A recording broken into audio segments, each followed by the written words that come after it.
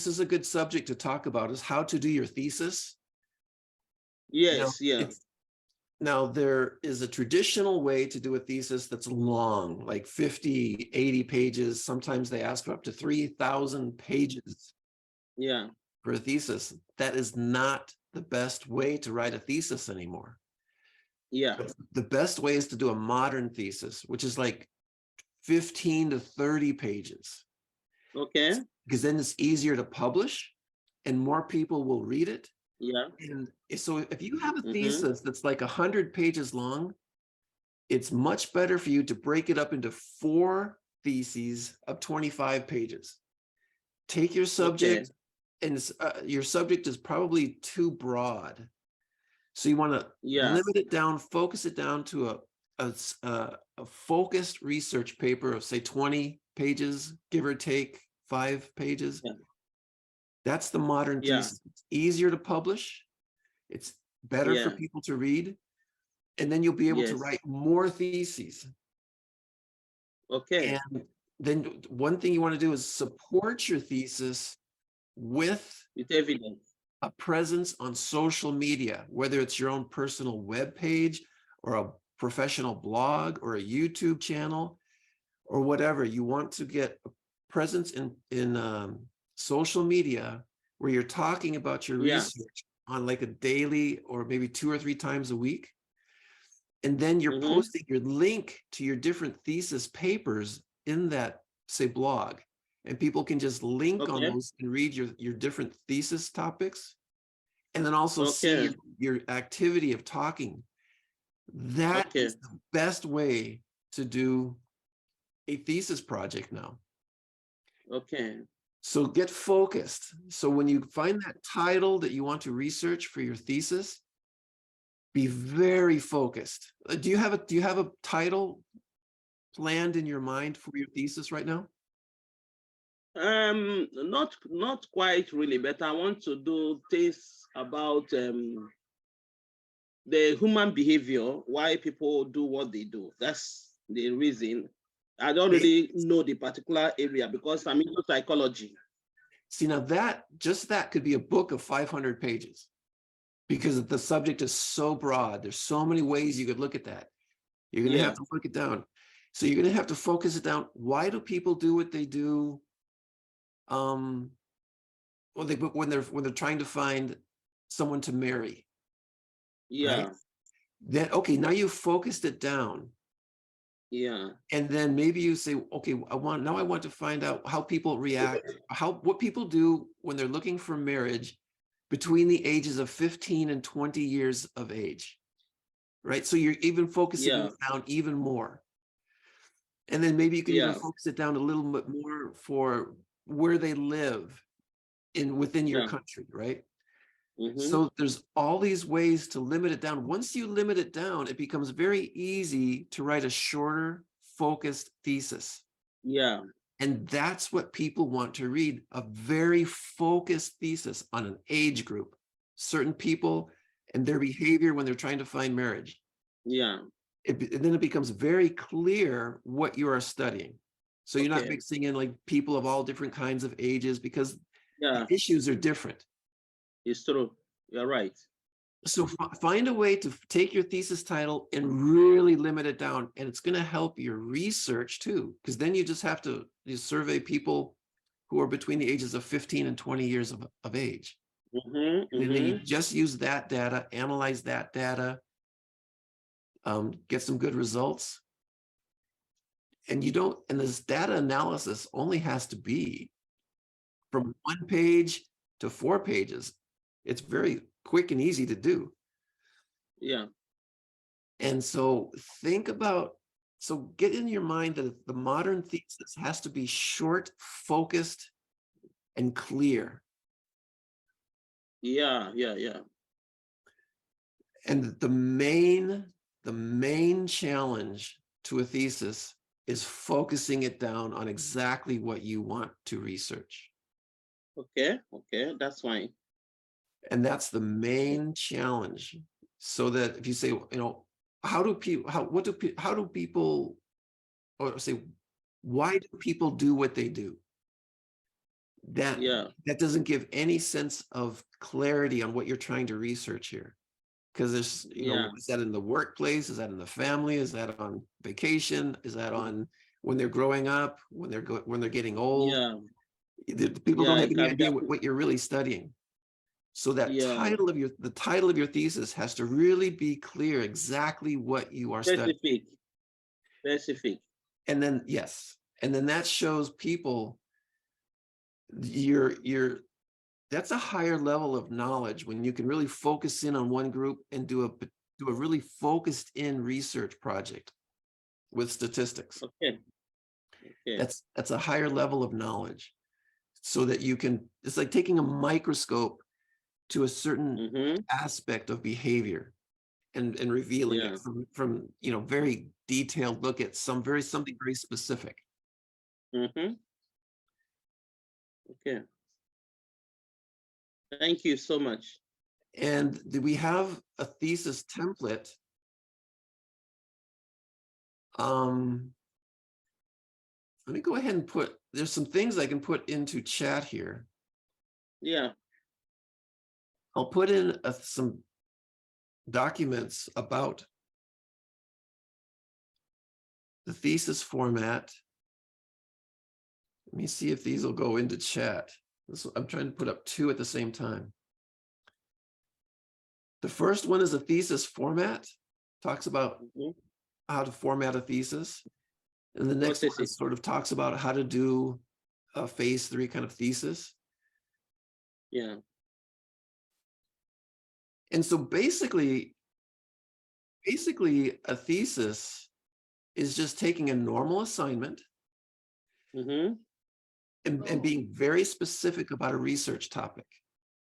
Okay. And like a normal assignment might be 8 to 12 pages, sometimes 15. A modern thesis is not much longer. You just want to make it, just fill it in with a little bit of more literature review, a little more analysis, a little more introduction, a couple of more pages. And then you'll want 5 to 50 references in your bibliography. So that the main idea is that the modern thesis is something you can publish. And usually they ask for like 3,000 words in a paper that you're going to publish, 5 to 50 references, and maybe 2 to 5 images like graphs or photos or tables. And so, you're looking at about 3,000 words for a modern thesis, because then you can take it and more easily publish it.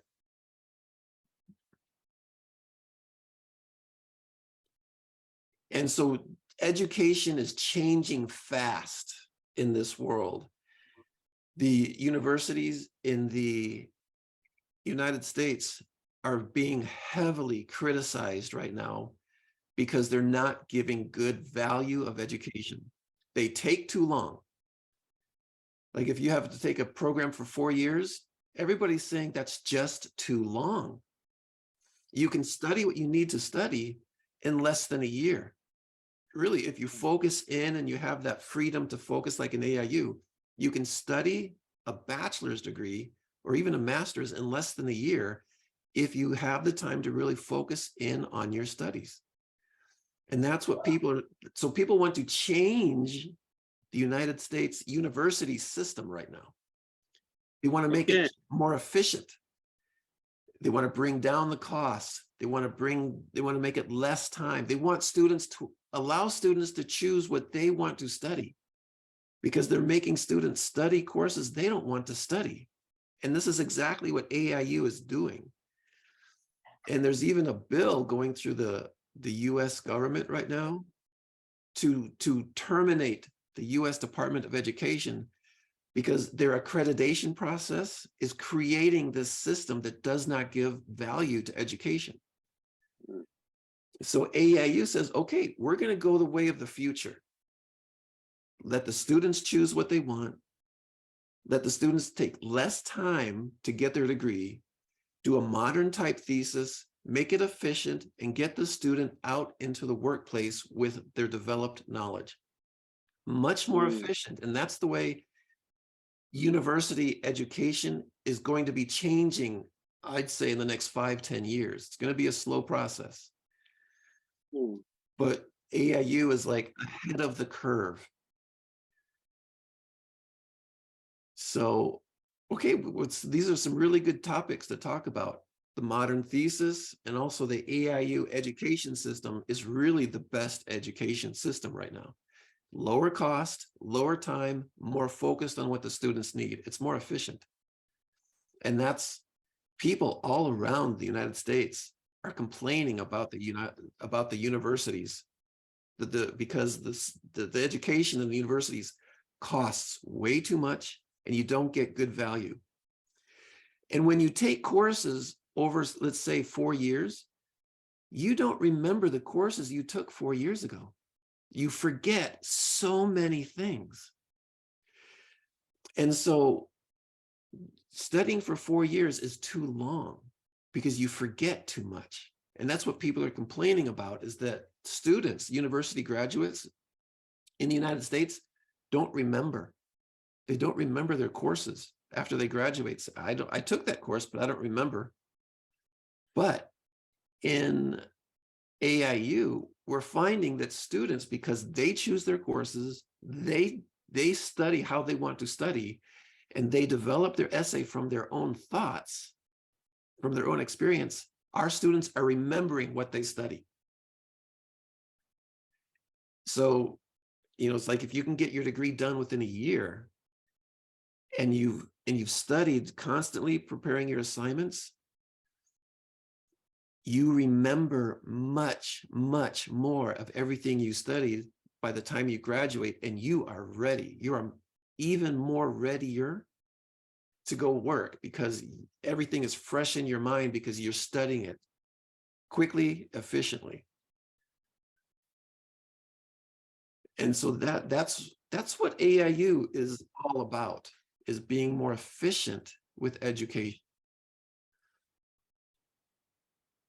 and giving you the tools. We have a large library, millions of books. And you just go into that library, and if you read 5 to 10 minutes every day, it's like your mind keeps building really fast the knowledge, because the way knowledge works is you read during the day, and then during the night, your brain is processing that information and building neurons for that information.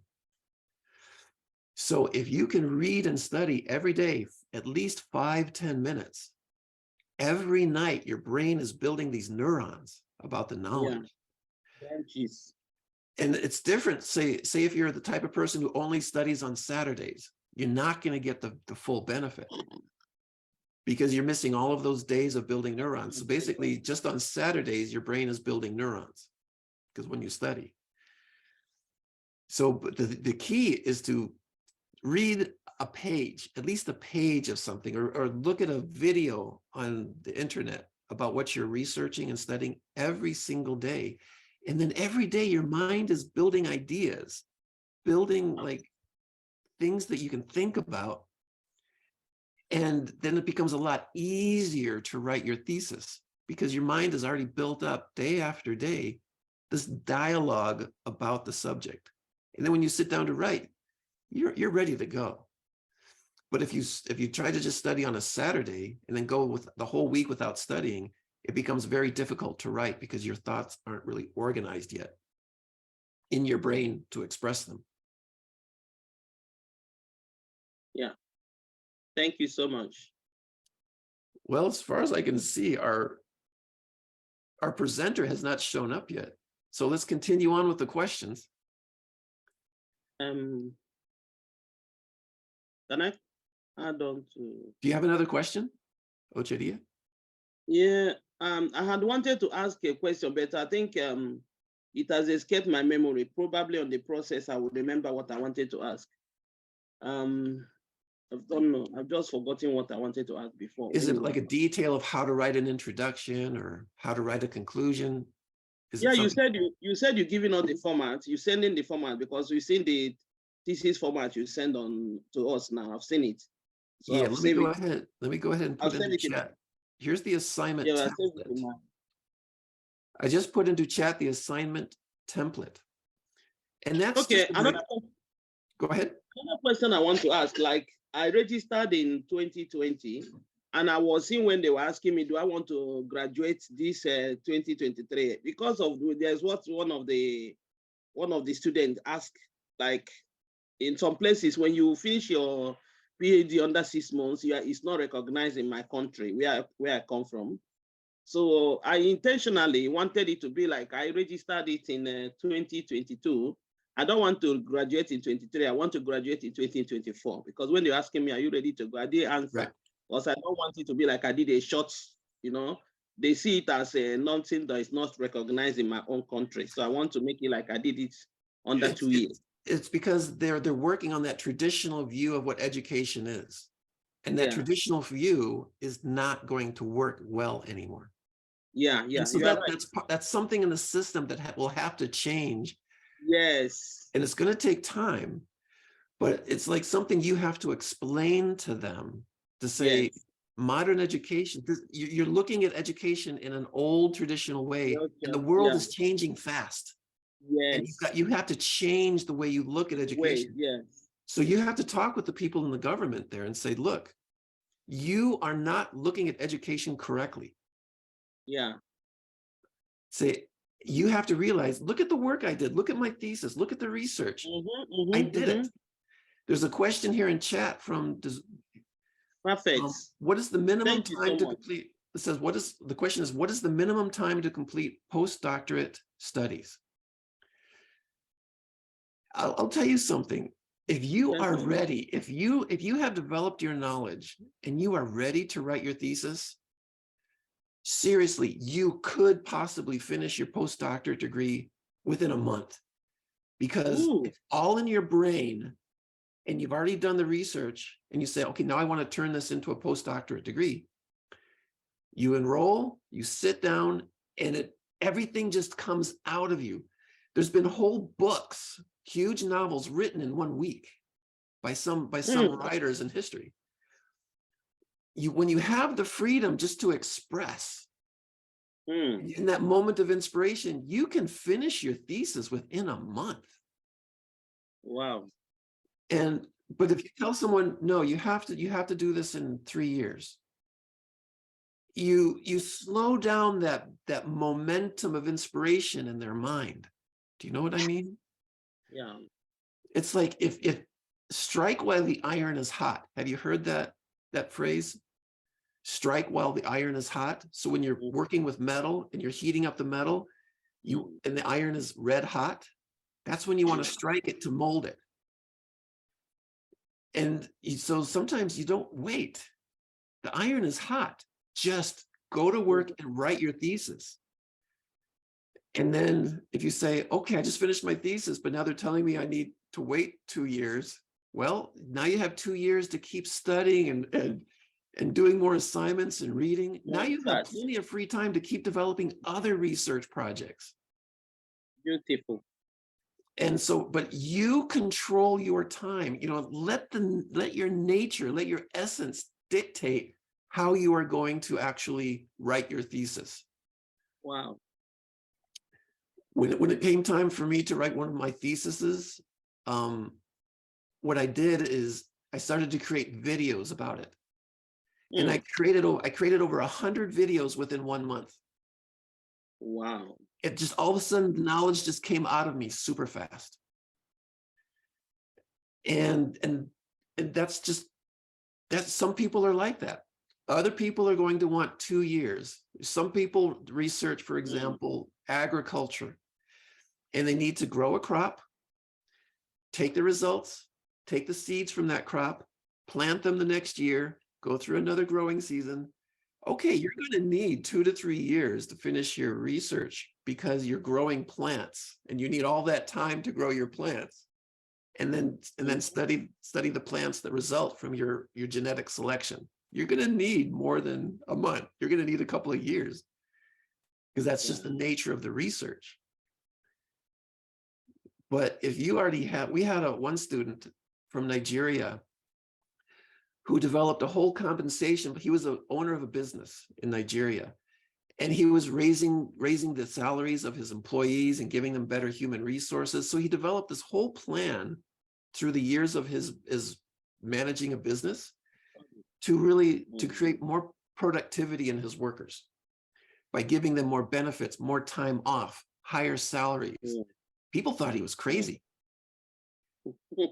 When it came time for him to write his thesis, he wrote it within a month because he knew exactly what he was doing.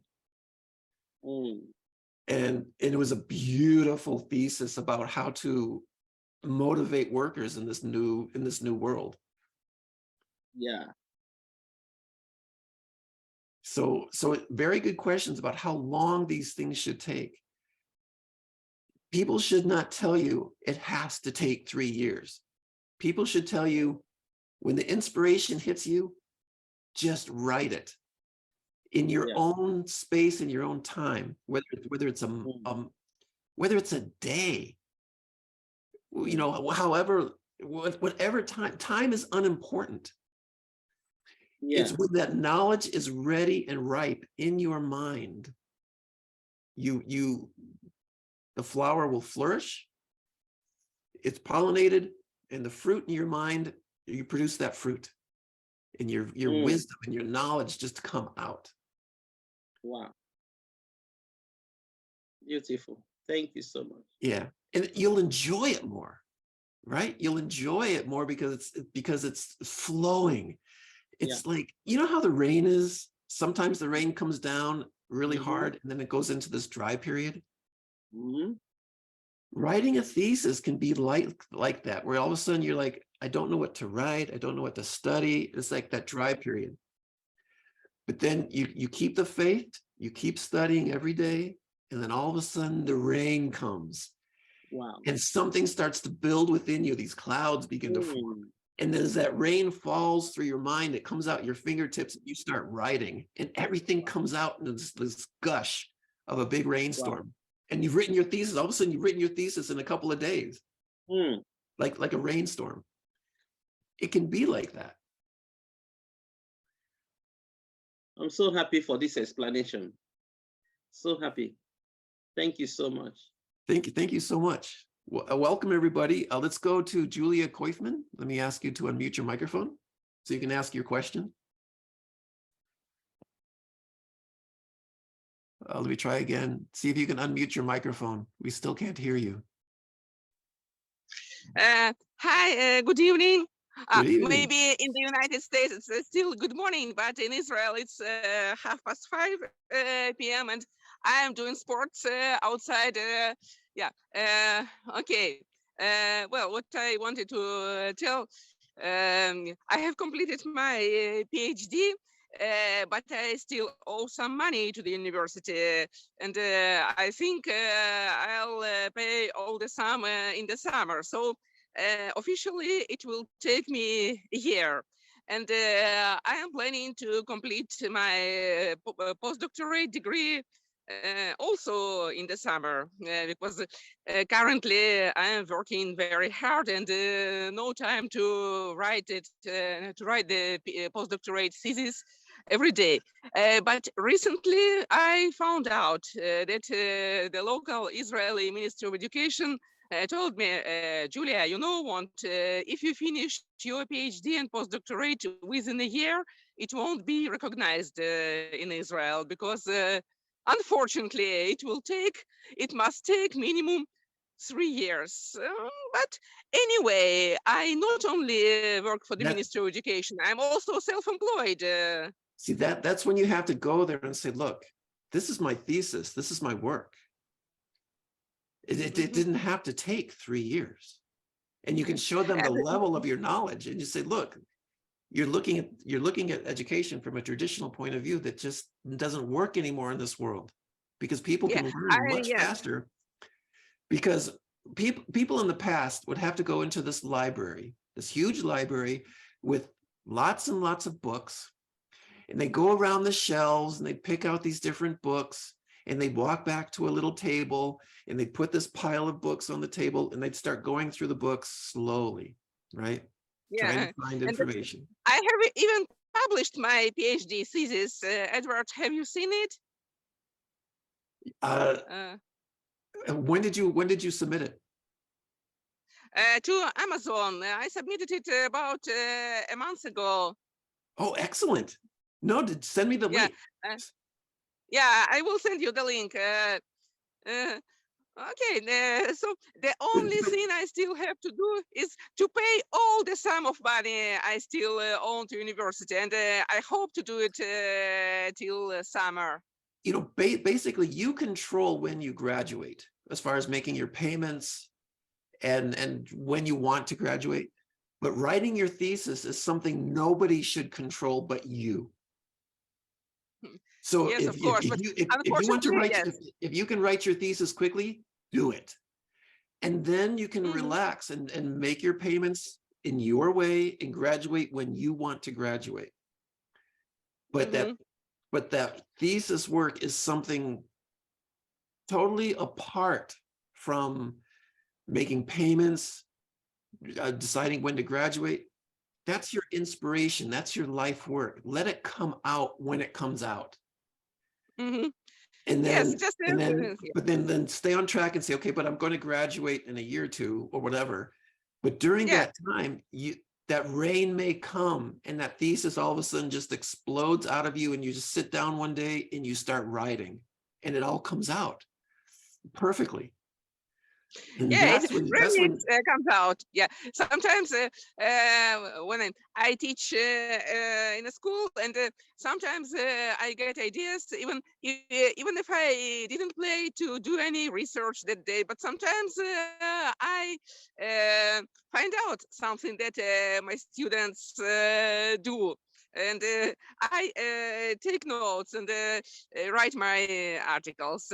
Unfortunately, currently I am very, very busy at work. I prepare students for the summer exams, but I try to publish at least to write at least one course a month, and I hope in the summer to do both PhD, to pay all the money for PhD, and to complete my postgraduate, and probably I'll come to the graduation ceremony. see that's how you do it. That's education. That's studying. Okay, I want to. Dr. Edward, thank you very much. You are the best advisor I have ever had. Yeah, because I'm encouraging you to just live your life passion, right? Yes. And really enjoy your knowledge. Mhm. Education Okay, thank you very education much. is such an important human right. We have to treat it correctly. We have to let people be free in their education and let them go at their own pace. Let them choose what they want to study. Let them express their freedom within this human right of education, which is so important. So so everybody is different. We don't want to say, okay, everybody has to study the same courses and have the same knowledge. No, we're not bricks in a wall. Everybody is different. You know, Yes, I agree. Totally like, agree. like I want to find out, what did you study and what did you find that's different from everybody else? And that's the purpose of higher education, is to show something totally new. Yeah, and even if the local Ministry of Education doesn't recognize my PhD, at least I have two jobs. In the morning, I work for the Ministry of Education, and in the afternoon, I work for me. I am also self-employed, but at least my PhD thesis will help me as a self-employed. We have students who, in their own country, maybe their thesis isn't recognized. I know of one student in particular who took her thesis to Australia, Canada, and United Kingdom. And all three of those countries accepted her thesis work and wanted to give her a professorship job in one of the universities. Yeah, unfortunately, my country is a bit conservative. There's always other countries to look. There's always other countries who will say, wow, this is really interesting. We could use you here. Because they look at your knowledge. They don't look at how you got the knowledge. They look at you and your knowledge. And Yeah. those are the people who are going to appreciate what you did. And those are the people who are going to give you the job that you want. Yes, and nowadays people can work online. They can live in any country of the world and work in a different country online. And in many countries, Atlantic International University is recognized, not in Israel, but in different countries. Exactly. So as I was saying But before, anyway, I'm people- happy to study with you. yeah, and you're doing wonderful work. Okay, Julia thanks. Koifman, she has been like a presenter in the symposium. She's written all this research. She's publishing. Very interesting work. So if you want, if you can, I don't think you're going to be able to put the link in chat here to the book you have on Amazon. Yeah, but you see, I'm not at home, but Right. I'll send you an email later. Yeah, but you could put it into chat right now so everybody can look at your book right now. But you can't do it. So like I was saying I'm before. not sure I have a link. It's a bit difficult to do it on telephone. Right, exactly. Uh-huh. So like I was saying before, people used to go into this library and have all these books, and it would take a long process reading through the books, trying to find your information and then writing down notes from the book. It would take a long, long time to research through books. Nowadays, with the internet, you can search so fast for so many things: videos, books, web pages, discussion groups, forums, blogs. So there's so many things you can search for so fast. And as far as reading, you can do a search through a book. Search for the word comprehensive learning. And you go right to that section of the book, and it's very fast. Yeah. And then you can I actually have written the title of my thesis on the chat, so people can look for it online. Okay, please do. I have done. And so when people say throughout history, it would take 3 to 4 years to research a thesis. Well, that's because they didn't have internet, right? Yes. And you'd have to type out your thesis by hand. And if you made a mistake, sometimes you'd have to go back and retype the whole page. Yes, I remember it was many, many years ago. It was so. Yeah, when I wrote my first thesis, I was using a typewriter. We're talking back in the 70s.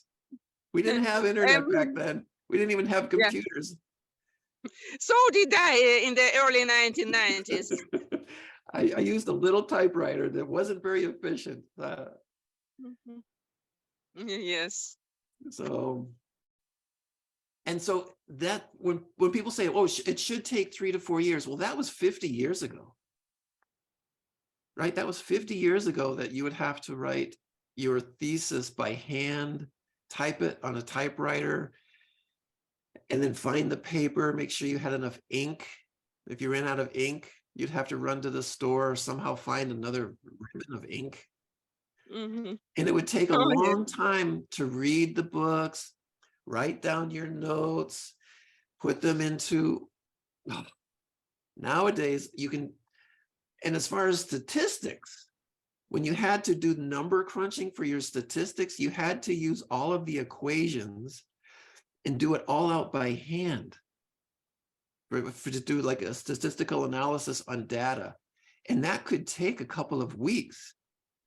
Nowadays, you could have your statistical analysis done within 1 minute. You just put it all into an Excel program, click a button for a regression analysis, you get the result, copy it into your paper, you're done. And so when people tell you, a thesis should take 3 years, well, no, not even when you do a questionnaire. You can print out a questionnaire online and people just go in there and fill it out online, and you can have all of your results within a day. In the past, you may have to go around and visit all kinds of people around town, walking in, knocking on doors. Could you please fill out this questionnaire, please? And it could take you a couple of months. Nowadays, you can get your questionnaires done within a week or two online. Yeah, So, and what probably I have missed. How long does the thesis need to be? Up to 50 pages? you know, some of our students want to write that long thesis because they're still thinking that's what a thesis should be. And I try to tell them, no, kind of break it down into smaller, but do many different theses, but smaller, shorter. And they say, no, I want to do a long thesis. Okay, I will respect that. You're going to run into some trouble when you're trying to publish it, and you're going to run into some trouble when you try and get people to read it. In my case, let me tell you my story. When I did my thesis, I got a blog, and I was studying in economics effective demand, the concept of effective demand. So I created a blog, and I would write 2 or 3 times a week or every day, writing about my equations, things I was thinking about, things other people were writing about. And so as I was doing my research on effective demand, developing my new equations, I was writing it all on my blog. And I hadn't finished my research yet. But 3 of the top national economic blogs, Angry Bear, Talk Markets, and another one, they all wrote to me while I was writing my thesis in my blog. I hadn't published my thesis yet, but they saw this process that I was going to developing my thesis. They all invited me to write for them. And so I wrote for them for a couple of years on economics. And so I wrote, so that became my thesis, was talking about these ideas and these equations through my blog. And it became very successful because all of a sudden people around the economics world read me and saw what I was doing on a daily basis, and then wanted more out of me. Whereas I look at another professor from the University of Georgia, Bruce Kaufman, who wrote a beautiful paper on the minimum wage. And so I talked with Bruce Kaufman one day by phone. I said, what's the response to your paper? Because I think it's brilliant. He says, well, I published it 3 years ago and no one has written to me. No one has called me. No one has made a comment. Nobody. I have heard from nobody about my paper except you, he said. I said, what? He said, yeah, I published it in like a thesis and one of those thesis web pages. Apparently nobody read it. Nobody commented on it. And so I started publishing links to his paper throughout social media, on my blog and other discussion groups. People began to say, wow, where did this guy come from? Where did you find this paper? And I said, I looked for it and found it, and the guy's a great guy. And all of a sudden, people started to invite him to different conferences to speak about his views on minimum wage. So writing the thesis in the traditional way did not work for him. This was about 10 years ago. And so the thing is once he got onto social media, then he became successful.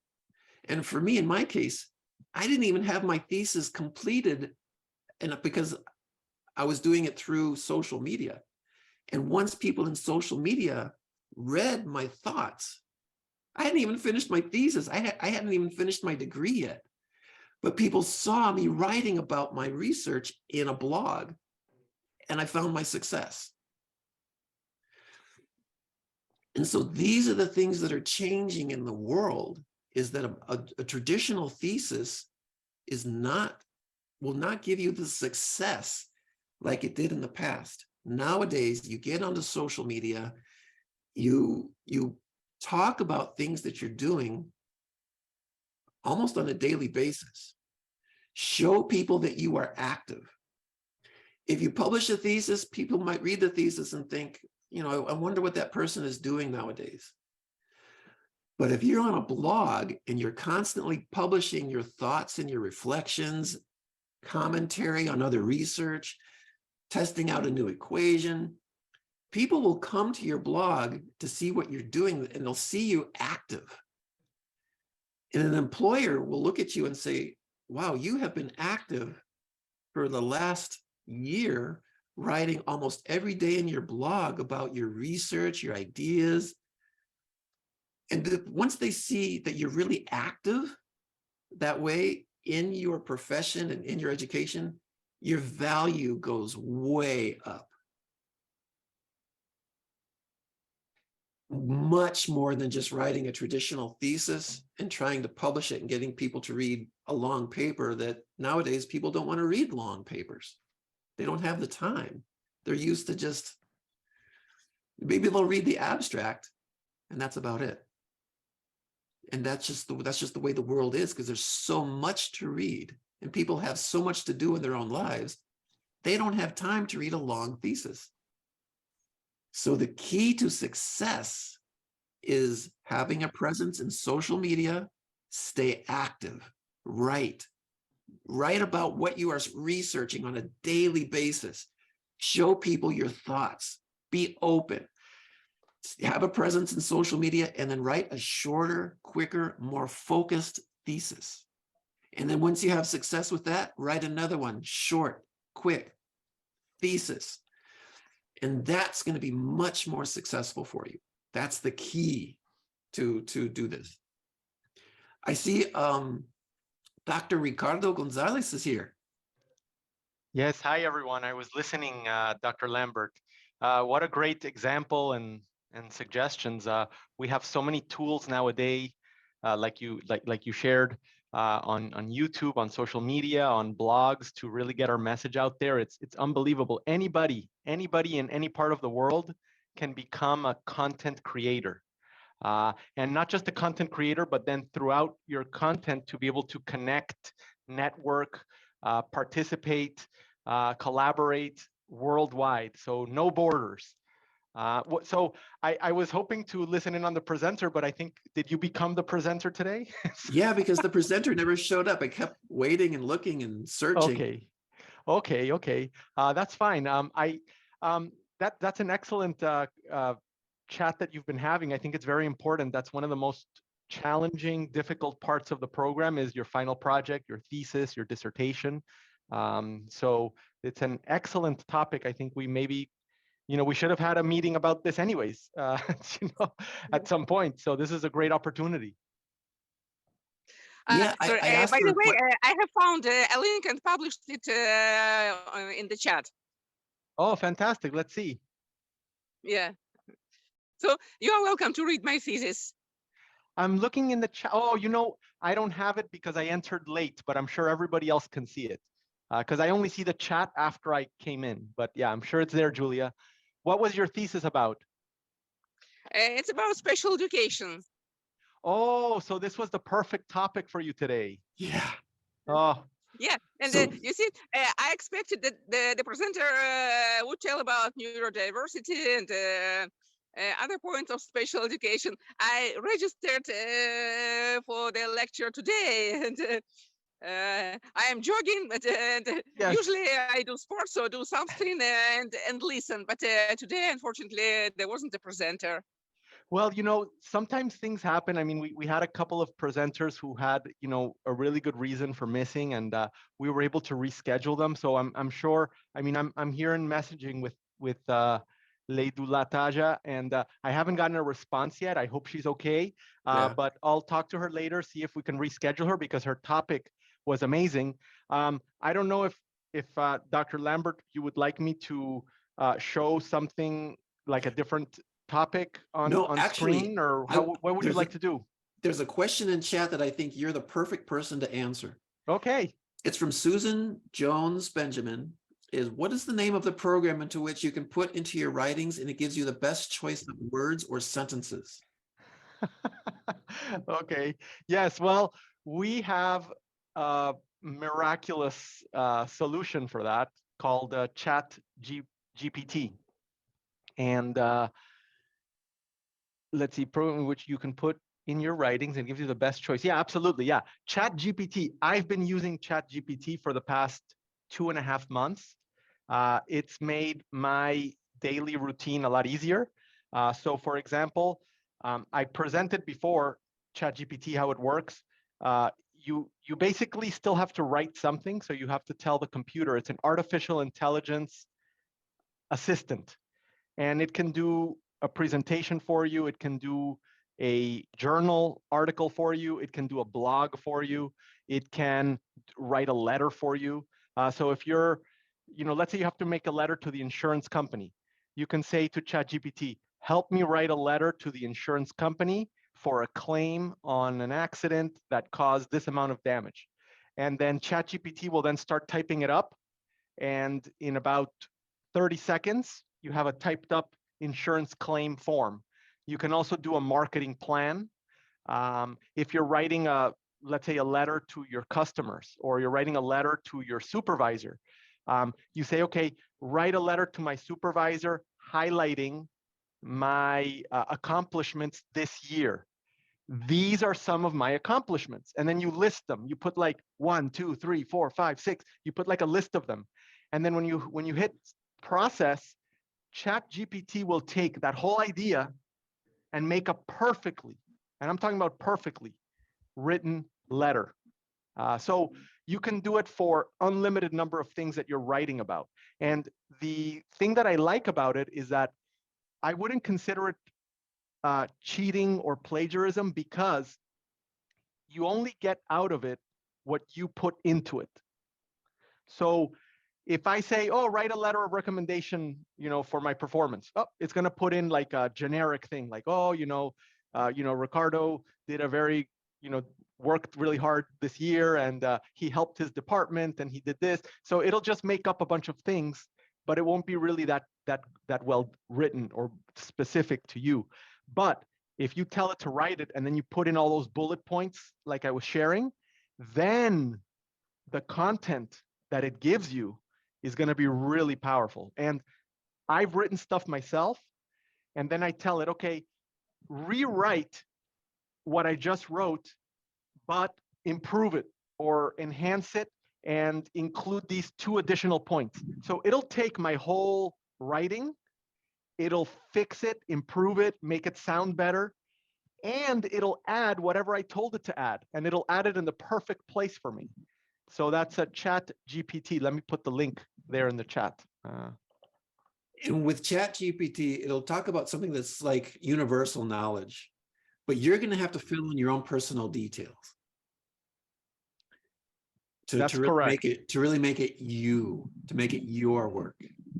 Correct. And they actually just got purchased by Microsoft, I think, a month ago for something like $20 billion.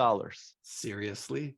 Yes. So it's still free, but it's intermittent. It's not available everywhere, and sometimes you might have to wait to get access to it. However, they do have a paid version, which is $20 per month. But let me tell you something. If you do any content writing whatsoever, it's absolutely worth hundreds of dollars. Because whether you're a psychologist or an engineer or a doctor or a manager, I mean, it doesn't matter, or a marketer, it doesn't matter what you're doing. Even if you're a writer, this helps tremendously. Let me see if I can find the login, and I'd be happy to show you guys in person what it does. 1 second. It can also do research for you, right? Yes, actually, yes. One time I asked it, okay, once I had my article written the way I wanted it, my material, I said, okay, please add 3 or 4 citations that support the thesis, or that support the main points of the article. And it went and it found sources and added them to the written material. Yeah, it created a bibliography. Absolutely. Now you have to check it, because sometimes it might not get a reputable source. So you have to kind of check that. But what it can do is limitless. In fact, they say that admissions essays, essays for admissions into university, have become obsolete overnight because nobody knows who's writing it anymore. Nobody knows if it's the kid, the applicant. A lot of times in the US, it's very frequent that if you're applying for college, you have to write an essay. So now nobody knows who's writing the essays.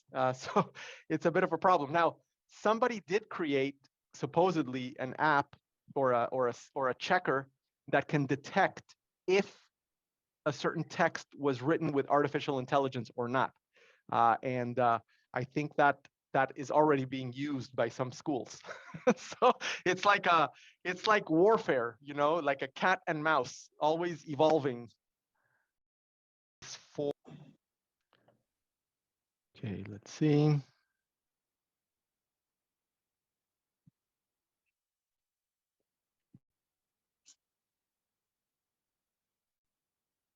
I'm sure everybody can see the screen. Okay. Okay. Next. This is probably the first time many people have actually seen Chat GPT for the first time, right? I shared it in this live class a few weeks ago. We had kind of like a few minutes at the beginning, and I shared it with. So let's see.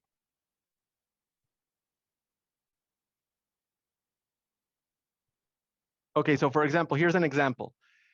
I asked ChatGPT for an employment verification letter to provide an employee that did 2 classes in molecular biology. And so when we hit enter, it automatically wrote this letter.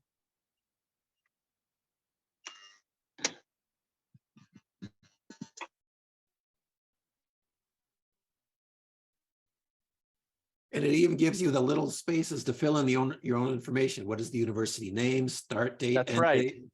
That's right. Here, let's see. Oh, we have a whole long list. Okay.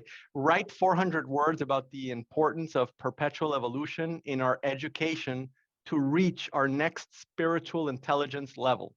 So from that entry, it generated all of this content. Spiritual intelligence is also known as blah, blah, blah. So it includes all that. And you can refine that further. So for example, let's say I wanted to take this, right? And I want to improve it. Okay, so what I do is I put it down here and I say, add citations. Add 3 citations. 3 citations to the following text. So then it knows what I'm asking it to do. All right, so I just copied that and then generate. Let's see what it does. So it's starting. Okay, let's see what it does. Okay, so here it is. It just gave us 3 citations. With perfect format. Absolutely.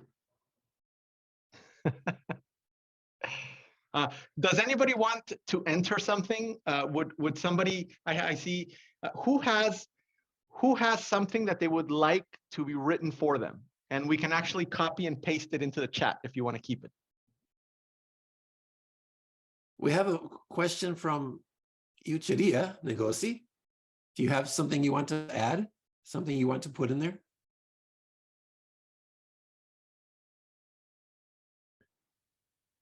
I mean, he has answered it when he was talking. He has answered the question for me. Okay, perfect.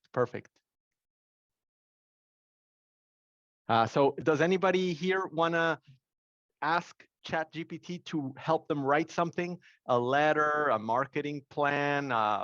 Oh, today's Friday. Maybe maybe a love letter to the husband or the wife. Maybe a birthday card. I don't know. Anybody want to give it a try? Any ideas? Here's one. Richard says, I want a resolution letter to open a bank account for an association. Okay, let me copy that from the chat. Okay. All right. So I'm going to say write a resolution letter, just exactly how you put it in the chat. That's how I'm going to do it. Okay, perfect. Let's go down to the bottom. Okay. Right. Well, let's do it in a new chat. New chat. Okay. default. Oh, because you can choose the type. Okay, so here we go. We're going to put it, write a resolution letter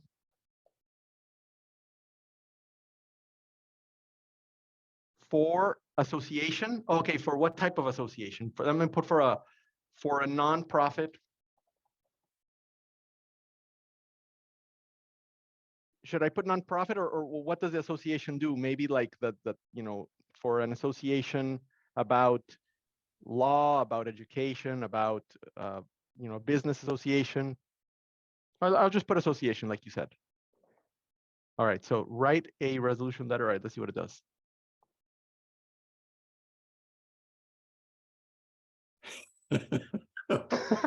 Wow, it's faster than it used to be. Yeah. So I'm going to copy this and put it in the chat. So let's see who asked for that. Richard, I think. That was whole. Oh wait, a letter. Yeah, Richard Andrew. Lerato Moshbensha. So here I'm going to paste it for you. It's in the chat, so you can use it. Anybody else need something written today? Well, Lerato Want to said shave? a You want to letter save an about hour? disgruntled employees. What's that? A Oh, letter really? about disgruntled employees because of poor working conditions. Okay, let me write that in. Okay, right, from the disgruntled employees to management. Okay. Yeah. Letter from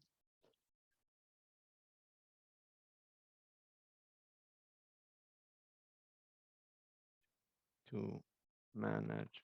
Now, this letter would be 10 times more powerful if we knew some particulars. So for example, you say, write a letter from disgruntled to management due to the following reasons. And then if you were to put like the bullet points of your grievances, Chat GPT would make a much more powerful letter. But let's just do it with that little thing. Let's see how it comes out. Okay, here it is. Dear management, we are writing this letter to express our concerns and grievances. So it just writes it, but it's like a generic thing. It's perfectly written.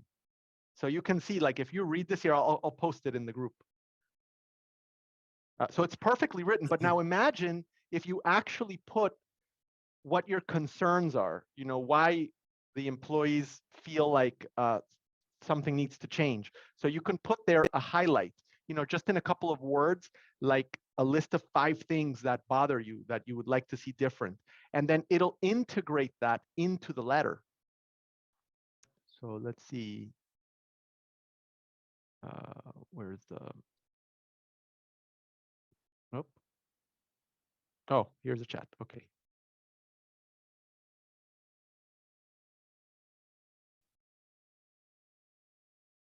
I'm trying to go to the chat. So you might be thinking that this program just wrote everything for you. And it's like amazing. Think of how productive you can be when you can just write letters effortlessly in this way. Correct. You can be so much more productive. Because all you have to do is write the letter. And how you get that letter written. There's the letter. I just posted it in the chat. All right, let's see. What is the software? Okay, yeah. Can I get the format? Okay, I've posted it. Anybody else need something written to save yourself 30 minutes, an hour of your time today? I want to see if it can do an actual research question. Okay. Sure. How much energy does it take to ride a bike? Something like that. Oh, absolutely. Okay, yeah, it can do that. Let me share my screen. How many calories are burned by riding a bike for 20 miles? All right, let's see.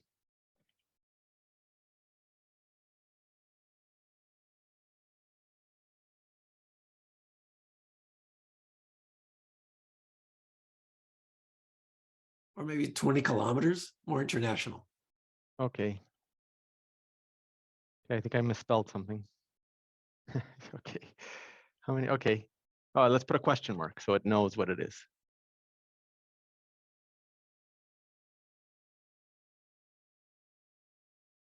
Would you like citations, Dr. Lambert? Sure, please. Okay. Please add Let's put 2 recent citations.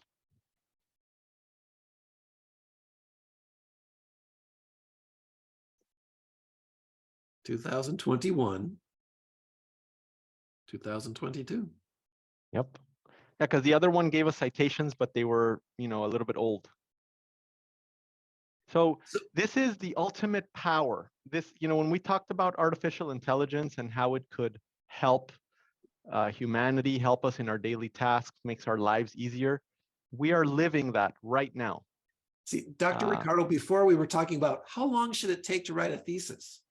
You used to have to sit down in the library, go through all these books until you found this information, and then actually write down, figure out, you have to write down your bibliography with the correct format by going to the publication page of the book and everything.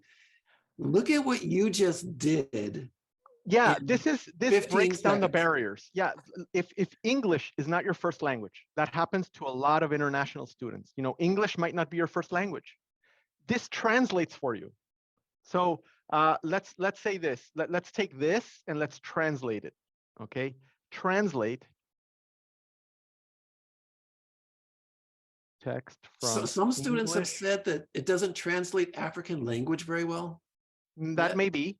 That may be. They probably haven't invested that much yet into it, but they will. Translate the following text to English. All right, let's see how it translates this bicycle thing. Yeah, look at that. El número de calorías quemadas al andar en bicicleta durante 20 kilómetros dependerá de varios factores. Yeah, it just comes out nice.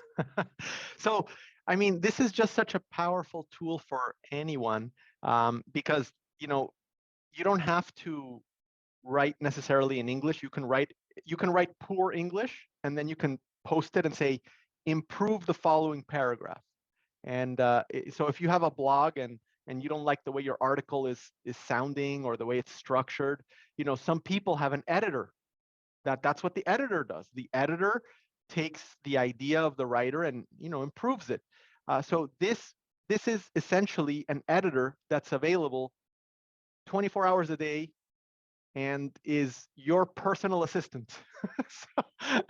So it can write a book for you. In fact, there's been several hundred books that have already been written using Chat GPT. Again, it's not Chat GPT that's doing the writing.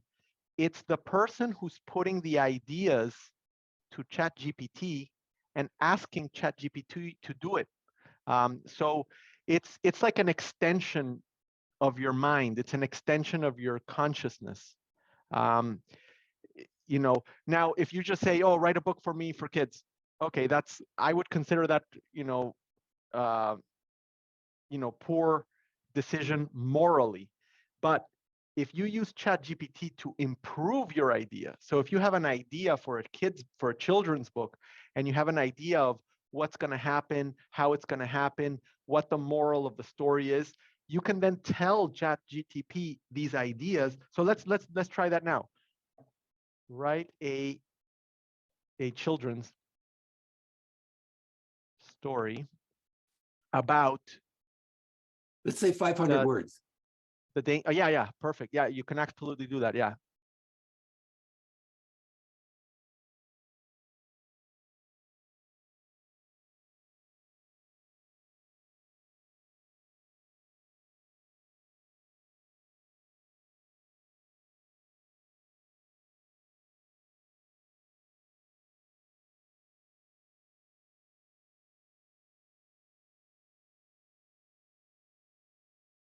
Okay, write a 500. So you can see how quickly you can develop ideas and text for your work. You can say the main. So this idea of a traditional thesis supposedly supposed to be taking 3 or 4 years, that the world has changed. You don't need 3 to 4 years to write a thesis. People will tell you they won't recognize your thesis unless you've done that type of work.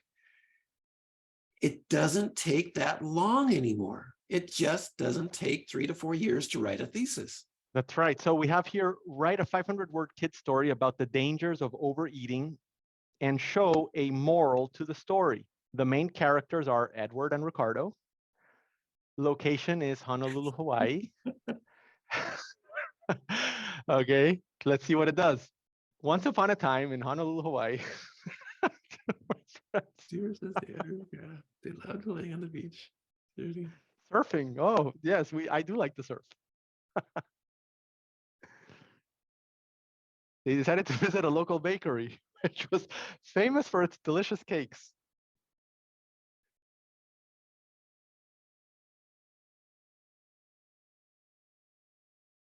There it is. And the moral of the story is that overeating can lead to unhealthy habits and can be dangerous to our bodies. Wow.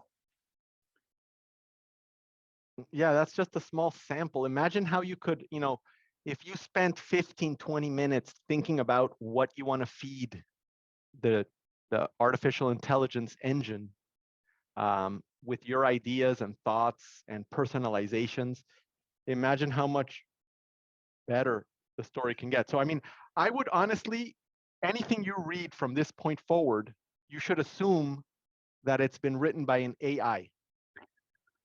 What you can, I just put in chat a link to download an assignment template. An assignment that you can write is testing Chat GPT. And then so in your assignment, you're going to be saying, okay, this is what I want. This is what I'm going to expect from Chat GPT. I want it to research or write something. So I'm going to use this code. This is the question I'm going to ask Chat GPT. And then you copy what it wrote. And then you kind of analyze how you feel about that, how you could use that. And this assignment will actually open up how you can relate to Chat GPT. So you write an assignment where you're actually using it and showing how you used it. Yes, and several students are already doing this. So Bismarck Yao, he asked me to put this in here. So write a topic, or let's put develop. Develop a topic on the impact of accounting information system on organizational efficiency and effectiveness. Okay, include 2 citations, no older than 5 years, no more than .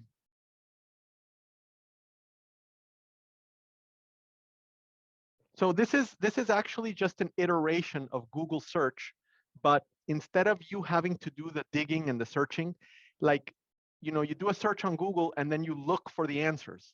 So instead, what this does is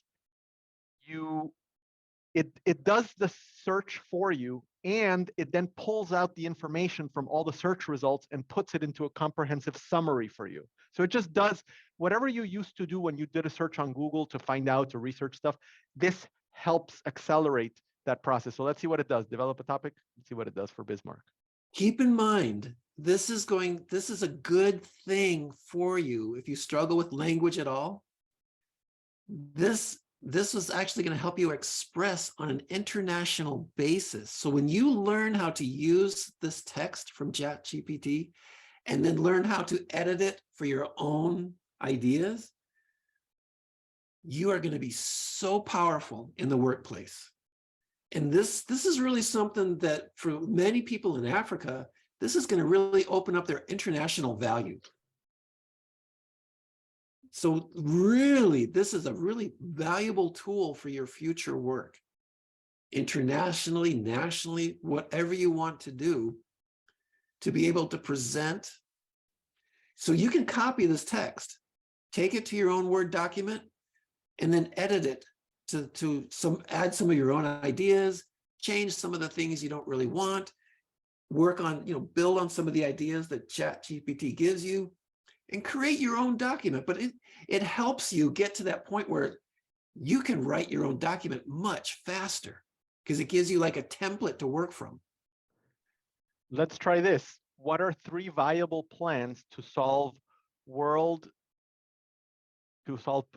poverty and hunger worldwide? Let's see what. Let's keep it focused. Let's keep it focused, because for a thesis, you want to keep it something like really focused. So let's 3 viable plans to solve poverty worldwide. Just keep Okay, it. poverty. Yeah, you're right. Let's see. And you can tell it what type of writing you want. Like if you want it to be, you know, an essay, or you want it to be an article, or you want it to be a letter, you know, you can explain what type you want. So here it proposed, poverty is a complex issue and solving it requires comprehensive and sustainable solutions. Here are 3 viable plans to solve it. Education and training programs, of course, can be an effective solution, providing education and skills. So then you can take, you can then ask, how would you go about the first plan? Wow, let's see if it can understand what I just asked it. So now it presented 3 plans. Let's see if it has the intelligence to then develop the first plan. How would you go about implementing the first plan in detail? It's step by step, step by step. So you have to kind of know what to ask it. Okay, I just put into chat a question of like to write a thesis proposal. So for the poverty, it gave us 3 viable plans, right? So then we asked Microfinance, great. Then we asked it, infrastructure, great. correct. And we asked it, okay, how would you go about implementing the first plan step by step? So then it gives us details on how, okay, it sounds great, education. Okay, well, how do we do it? All right, so then it tells you step 1, step 2, step 3, step 4, step 5. So it tells you step by step how to go about doing that. So now let's ask it, okay, how would you go about implementing the second?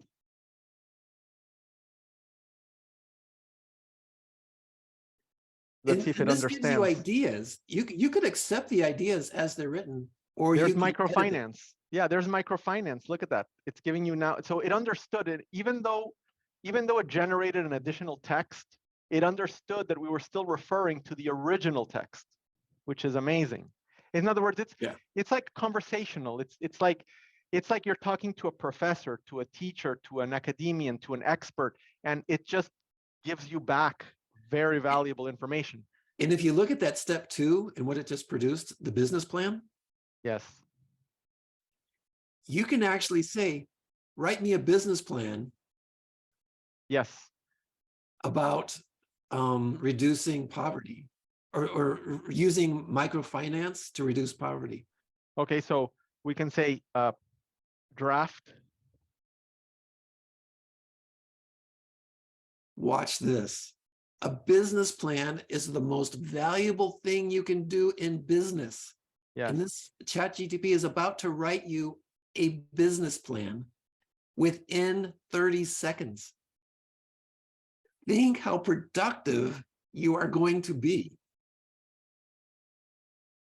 Draft a business plan that would use microfinance. Right. Okay. Oh, let's do a sustainable. No, let's just. Okay. Draft a sustainable. Let's put. There is a question that does the software come for free? It is for free. However, there's 2 problems with it. There's some parts, like in other words, they're having capacity issues because there's such a high demand for it. So I've personally tried to use it many times, and it says we're at capacity. Come back later. Sorry for the inconvenience. We're at capacity. We're building capacity. So it's not available all the time, but it is free. And if you use it in off hours, meaning like nighttime when less people are using it, you can usually use it for free. If you want to use it more professionally, then it costs $20 per month. So here's the business plan. There it is, executive summary, target market, services, business model. It's a little bit kind of like blah, blah, because it doesn't really say if it's a bank or like marketing strategy. I mean, it's generic, but it's giving you a template to yes, develop. correct. And that's Exactly right. sometimes that's 70% of the work. Correct. Correct. Let's see if there's any other comments. Someone that wants to save some time. And so Okay. there's a question here. Can you edit what you've written? Yes. You just have to select it, copy it to your Word document, and then edit it all you want in your Word document. Let's try it.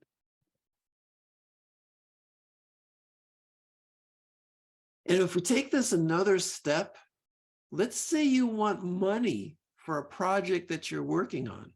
This can be an assignment. You can actually create a grant proposal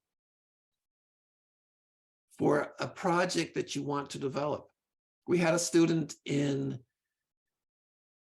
Ghana who wanted to clean up a river. So was looking for grant money to help come in and finance a project to clean up a river. Wow. And so maybe we could say, write a grant proposal for a project to clean up a river in Ghana.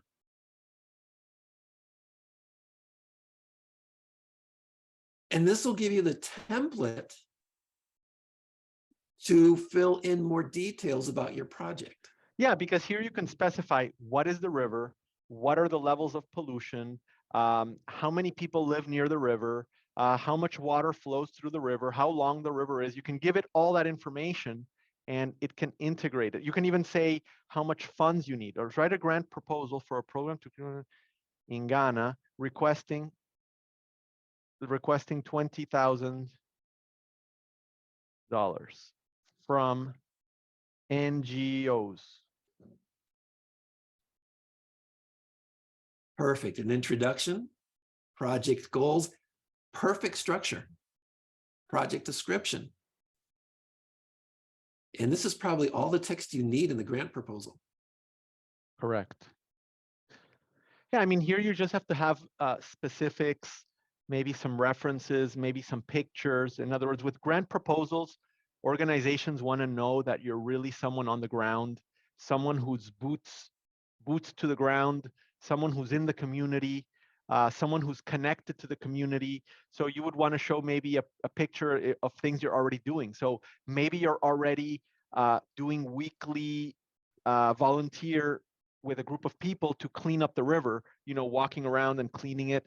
So you can show in your grant proposal pictures of you already organizing locals to help clean up the river, and show that you're already doing everything you can with your resources. And then you can propose how, with additional resources, how much more impact you would be able to do towards cleaning up the river. And that might not just be for a grant proposal, that might be for a GoFundMe page, because you can get a grant from an NGO. You can also, if you make a video that's compelling, if you show pictures, if you show a project on a lot of these GoFundMe pages, and then your friends and family share it on social media, a lot of people will find out about it, and a lot of people will donate. You know, if they see that it's authentic, that you're someone who's on the ground, that you're already doing something towards that goal, they'll fund it. A lot of people get funding for products, whether it's developing a video game or some type of a baby bottle, or a booster chair for a baby, or something on a table that is more convenient for some purpose, or a new chair, or a cup holder. You know, things that are kind of interesting or convenient. Sometimes you can propose what you want to do, show pictures of it, show a video of it, present your you know, why you want to create this project, and people will fund it in a lot of micro funding or group funding, crowdsourced projects. Now comes a really important question. Please give me 3 aid organizations that would grant money to a river cleanup in Ghana. Oh, okay. All right, interesting. Okay, list 3 organizations. List organizations that would fund a grant for a river clean up in Ghana. Wow. This is going to be interesting. List organizations. Okay. Oh my God.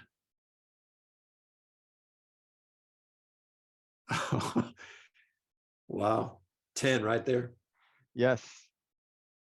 Can you say, what are their email contacts? Seriously.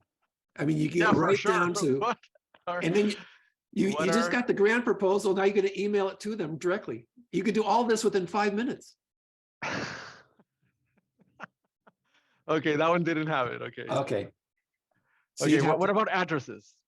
or like web pages or What something? are the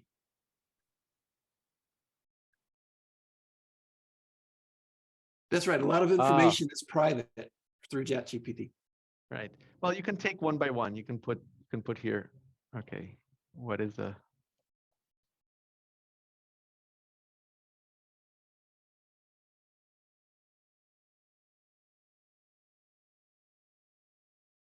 So we'll take the first one. What is the contact information for the following organizations? All right, and let's put all the ones that we listed so that maybe it understands the question that way.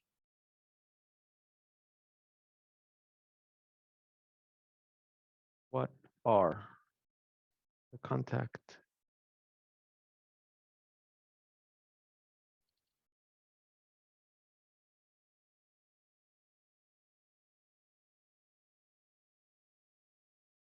Okay, that one it did understand it. I guess just the website at least. Yeah, on the website, you'll find all the contact information.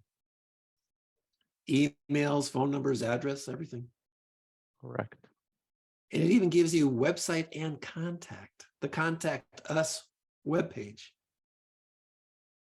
That's Wow. right. That is right. The Oh my contact God. us. That's And then, true. yeah, you go to that Contact Us webpage, get the email, attach your letter to it and say, this is, just give a little message in the email. Hello, to whom this may concern. I have a project in Ghana that I want to clean up a river, and attached is my proposal. So if you're interested, please contact me. And So here, tell this me what the next website, step is. yeah, this website, for example, has here the small grants program. So you can go to the small grants program and you can see what type of grants we do. We had a student a number of years ago, Dr. Lambert, who used carbon credits to take empty lots of land, like fields or properties that were kind of not overgrown, but like the owners of the land were developers, and maybe they were holding the land for X number of years and they were just letting the normal grass grow. So he went to the owners and said, look, let's plant some trees. By planting trees, he was able to get carbon credits paid to the land. And it was a tremendous success because the student repeated this with multiple fields. So there was a lot of land that was very cheap, very affordable, almost free in some cases given by the government. And just by planting trees, these international corporations, so let's say you're a corporation who has a lot of carbon emissions, and you have a requirement by your country or by your locality to lower your carbon footprint over time. So when these requirements started coming into place in the year 2010, 2011, all these companies started saying, wow, we haven't reduced it, so we have to offset this by buying carbon credits. So carbon credits started costing something like thousands of dollars or hundreds of dollars per ton. And if you have a tree, that tree might be able to offset 1 ton, or I don't know how many tons of carbon per year. So then the carbon credit is a publicly traded financial instrument, just like a stock. So you're able to then document that you have a field, document that you have planted new vegetation on the field, and then sell that to a carbon credit company who needs that. And they'll pay, X amount per ton, $2,000 per ton or $3,000 per ton. Let's see what's the current cost. Okay. Carbon credit cost for a ton. Cost per ton. Here we go. Let's see what the cost is right now. It says 2022. Right. Well, it's $30 per metric ton. So it wasn't hundreds or thousands, but let's find out how much a tree generates. Okay. So how many trees? Oh, let's ask Chat GPT. I keep on forgetting. How many? And Chat GPT uses more than just Google. So Chat GPT is probably more powerful than Google. Would you think, Dr. Ricardo? Yes, absolutely. How many trees? All right, let's see. How many trees can offset 1 ton of carbon? Yeah, because based on if you have a that, question you in can your calculate. research, you Yeah. get the answer. Yeah, because you need to know, hey, you know what? I have a field that's 5 acres. I might be able to plant 100 trees. How much revenue would that generate at $30 per ton? So now we can find out, and we can see whether we can or cannot purchase that field, taking then into account the cost of labor and the cost of obtaining trees. A lot of times, obtaining trees is free. You can get the seeds for free. Just go to somewhere else, get this, and plant it, or get saplings and plant them. Normally in a forest, 95% of all the saplings die because they're under coverage from shadow. So when you move a sapling to an open field, it has, a 10-time chance of growing into an actual tree.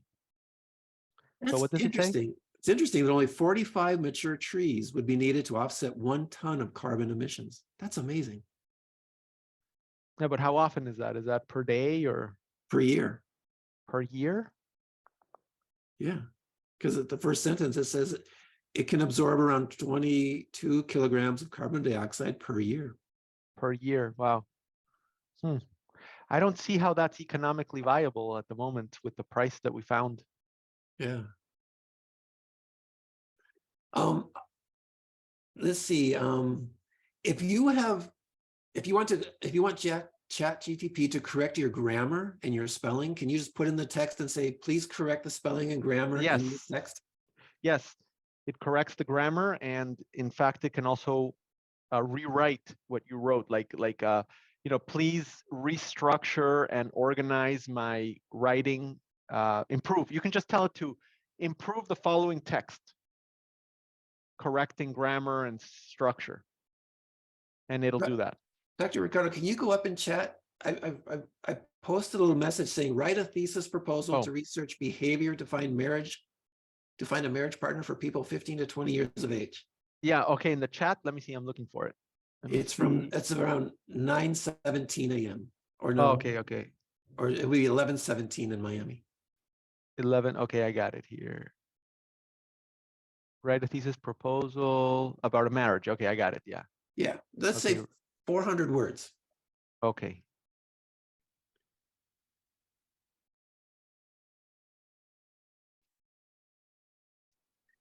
A 400-word thesis proposal. Okay, Because you wrote a lot of students will ask, how do I write a thesis proposal? Well, you can actually have Chat GPT write you a thesis proposal, and then you'll see how it's written. It'll give you that template to work with to develop your own ideas.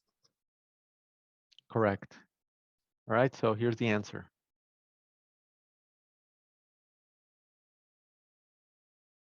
Starts with the introduction, perfect. You have your research questions, perfect. You have your research methodology, perfect.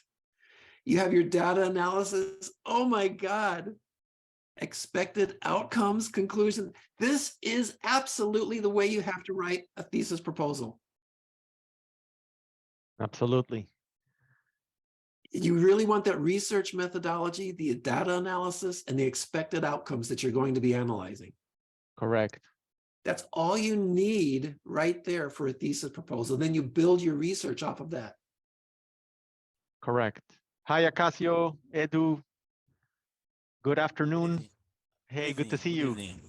Yeah, we are at 5 p.m. in our country. Fantastic. Please, how does work today more than 9 hours? I would like to know from that chat the difference of the three generation, the three people generation from 1965 Of course. to 2022. Okay, sure. What The are generation G, T, and X, please. between generation, I think that's generation X, X, E, Y, and X. generation X, generation G, G and Z. and generation Z. Okay. Zuma, What are the Zuma, differences please. between generation X? Okay, generation G. Are you sure it's G? And generation G Z. and Zuma, yeah, generation Zuma. Okay. Yes, Z. Oh, I think it's Y instead of G. Y. Okay, hold on. Let me ask Okay, it. okay, Y. Yeah. Oh yeah, they have it here. So yeah, look, even though we put G and it's not G, it understood that it was Y. So, No, I would like to say Y, yeah. yeah, no, G, but I it sounds the G same. by general, yeah. Yeah, in your language, it sounds the same. G and Y, yeah, it's the same. But it's interesting that Chat GPT understood that and it knew that it was Y, what we were asking for. So do you want me to paste this answer to the chat so you can copy it? Yeah. No, Okay, I know that, but I would like to it's not good for entertainment only. Yes, right, as an exercise, sure. Okay. So that's the difference between them. Here's the year 65 to 80, 81 to 96, and 97 to 2012. Okay. So actually, let's see, 2012. Okay, so my kids are not even in any of these generations. So what generation are we in now? I'm from 8 generations. Oh, Yes. what generations are? Each generation between the 1965 to Aha. 1980. So okay, so that's right. So you're X. Yes. Oh, they're generation Alpha. So kids between 2010 and to the present, or I guess according to this would be 2013 to the present, are considered generation Alpha. Oh, I like that. Okay. Okay, thank you.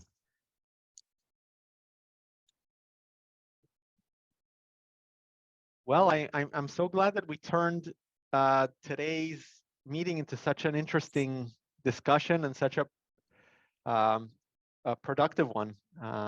We kind of went down a rabbit hole, like the story of Alice. You know, you kind of go down the rabbit hole.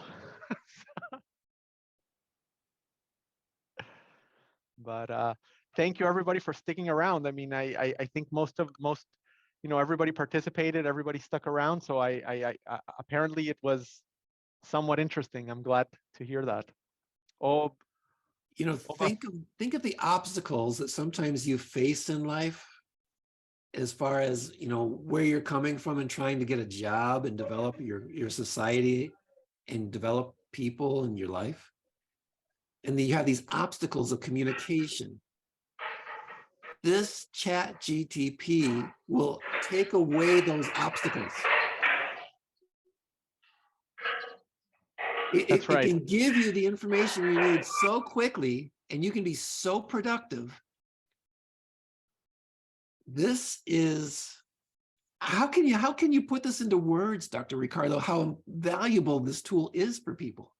Yeah, no, it's hard to put it into words. I know we've sent a few optional assignments, or at least we have them ready. Vanessa, who works with us, she created a few topics which included AI art and this Chat GPT. So I think we will be preparing those hopefully soon to share with everybody, because this is for writing, but there's also an artificial intelligence for images. So you can say, you know, do a painting or do a oil painting or do a canvas or do a you know, a black and white photo of the following, and then you tell it what you want it to do, and it automatically creates an image. So the possibilities are really endless, and we just have to use the tools, learn to use them, and become more and more productive, and use our valuable time for each time higher and higher level activities. Are we going to be recording this presentation and putting it up on somewhere where people can actually get it later? Sure, we can do that. It's almost too valuable, isn't it? Yes, it's very valuable, I think. I think, yes. Has to be used responsibly. And it's just the beginning. This is the tip. This is the tip of the iceberg of the changes that are coming with artificial intelligence, with automation. I mean, Chat GPT and the artistic part. I mean, think of all the professions that could benefit from that, all the jobs that could benefit from that. The productivity that you could have in your work has increased by a factor of at least 2, in my opinion. And in some professions, your productivity can increase by a factor of 10 with this tool, depending on what you do every day, you know? If your work involves writing, well, you've just become a group of 10 writers, unlimited writers. And the other part of artificial intelligence is also the autonomous driving. 20% of jobs worldwide have to do with driving from one place to the other, logistics, transportation. All of those things are shortly going to be automated. So the good thing about that is that means that we can apply that 20% of global brain power towards something more productive, other than just driving. I mean, of course, it's difficult initially as we adapt to the change, but think about how much better we can be as a society, as humans, as our, you know, advancement as a species, if we employ our brain power to more and more productive, useful things. Well, we just had a message here in chat to do a proposal for $10 million grant for 4 megawatts solar power plant for a university with power requirement of 5 megawatts. Sure, let me put that in, and I'll gladly share that text with you, Emmanuel. Oh yes, Emmanuel. Yes, I know which Emmanuel that is. Really? Yes, yeah. Emmanuel's always on the. I've seen Emmanuel many times in the live classes. Proposal. Okay, so write a proposal. A proposal for a $10 million grant for 4 megawatt solar power plant for a university with power requirements of 5 megawatts. Okay. Okay, let's, anything else? Okay. Can you share your screen? Yeah, sorry about that. Yeah, you just realized it. All right, share. Okay. The important thing is to look at the structure coming out. You start with the Correct. project description, expected outcomes, budget, total budget, conclusion. I mean, that's the perfect structured outline for a grant proposal. Absolutely. Here, I'm pasting it in the chat. Just please grab it before you log out or before we end the chat, because once we end the chat, you won't be able to copy it if you want to keep it, Emmanuel. Yes, so remember, just copy that to your Word document, and then you can add in all the specifics that you want. Correct. Does anybody else have something that they'd like to request Chat GPT to help with? Let's see. Okay.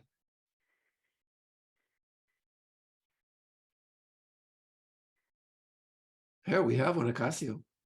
We do? Okay, let's see. I would like to present applications on my superiors be oh right. What could be the it's $20 really that all you need. In other words, I don't know how many people are going to use it, Acacio, but Yes. yeah, basically it costs $20 per month. Now I personally share it with several people here at AIU. Staff members who write. Edward, I believe I sent, yeah, I shared it with you back in, yeah, I did share it with you back in, let me see, yeah, you're there. Oh, I thought that was just to look at, but not actually to get into the account. Oh. Yes, let me forward it to you right now. Yeah, I have the login there for you. Let me forward it. Is there a limit to how many questions you can ask? I mean, obviously, I mean, if you have in your company, Acacio, if you have like, 30 people, it's going to detect that there's multiple people in it. But right now at AIU, I think I shared it with like 8 to 10 people. And, they don't use it that much because I can see here, what are some of the recent ones. And I mean, not everybody here writes every day. I might use it more than somebody else. I might use it 2-3 times a day.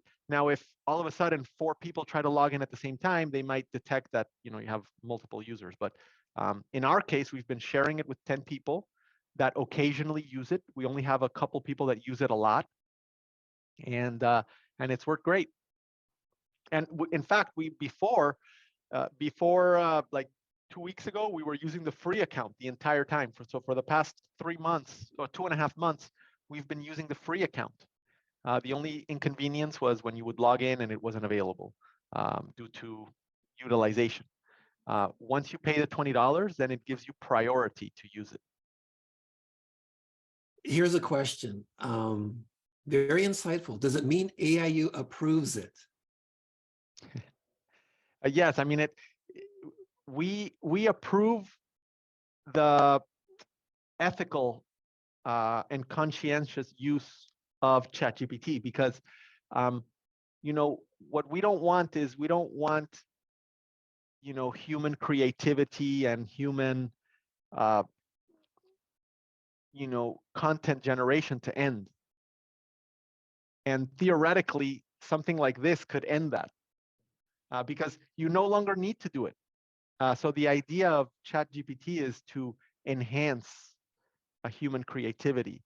So if you use it responsibly, meaning that you develop your own ideas, that you take what Chat GPT proposes and modify it so that it's your own and not just submit it. It is fairly easy for us to detect AI writing. We have Turnitin, and the last time I checked with Turnitin, it's kind of like a plagiarism detection software. They don't have it yet, but they're working on a way to detect whether or not something submitted was AI generated.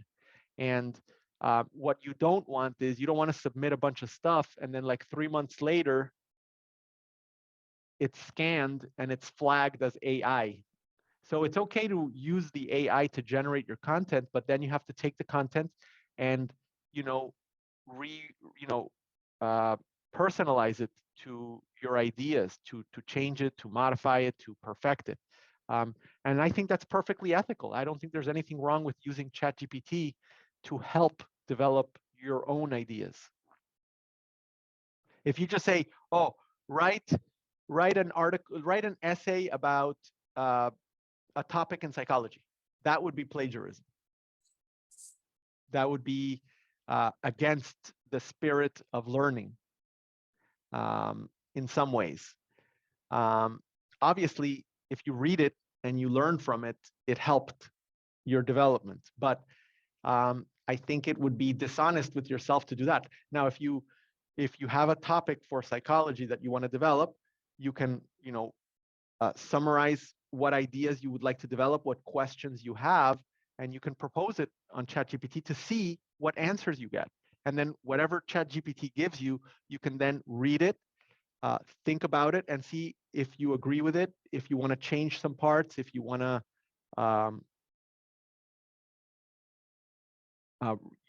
use different sources to complement what is given. But the important thing is your input into it. Did you just put a generic input and then just whatever comes out, you're going to use it?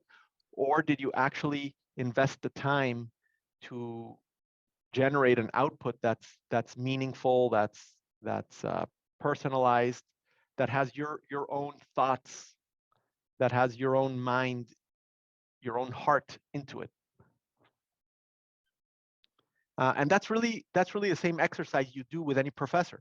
When you're in even if you're in a traditional classroom, sitting face to face with your professor, a lot of times you sit with your professor and say, hey, I have an idea for this, and your professor say, okay, why don't you put this kind of spin to it, or why don't you take it in this direction? And then you put down some ideas and you show it to your professor again, and your professor says, okay, let's try it this way. Chat GPT is almost like a professor that can take your ideas to the next level, as long as you're not cheating yourself by not generating those ideas first yourself. Spending the time to develop your ideas. It's amazing. In chat, we have 3. So far, I see 3. Write a concept paper on the extent of teacher preparedness. Please write proposal for $3 million to ecotourism development in Jamaica, including restaurant art.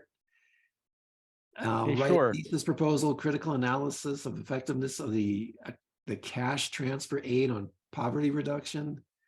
How to write a plan to market airports.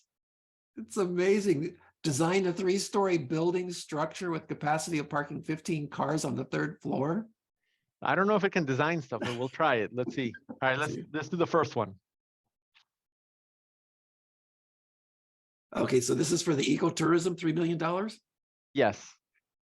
Now, really pay attention to the template, the structured outline that it's giving you here. Introduction, project description, expected outcomes. You can just ask it, what is the template of a grant proposal? What is the template for a thesis proposal? What is the template for a business letter? And it'll give you sort of the template, and then you just write it yourself if you want to. Right. So I shared that on the chat. Let's see what the next one was.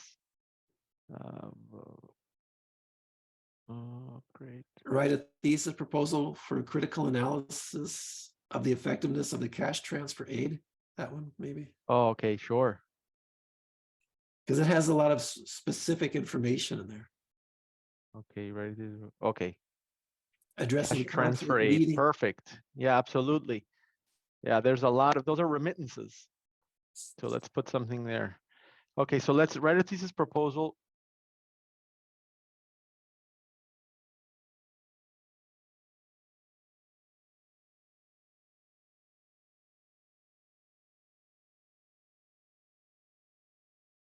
Write a thesis proposal for a critical analysis of the effectiveness. For the critical analysis of the effectiveness. Okay.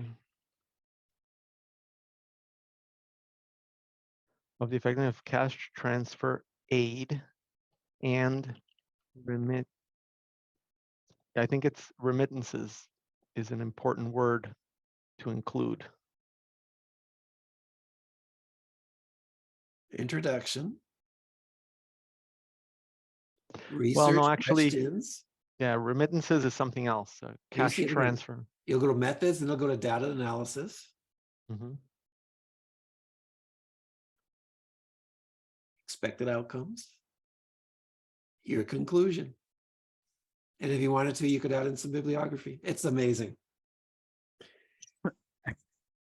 And then you take that, copy it to your own Word document, change it to fit you and your ideas more specifically, and you're ready to go.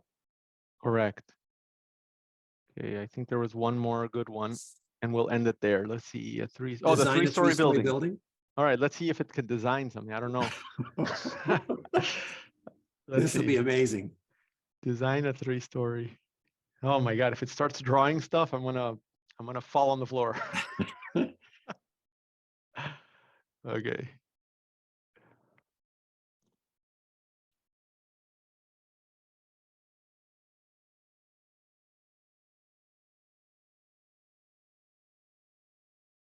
Yeah, imagine if you give it more information, like for example, imagine if you tell it design a 3-story building with this capacity, but then you give it how much land is in the how much land you can develop, and you can say, okay, it has this much land and it has this much buildable land, like there's easements around the, there's 10-foot easements around the perimeter, and then maybe it automatically calculates that for you.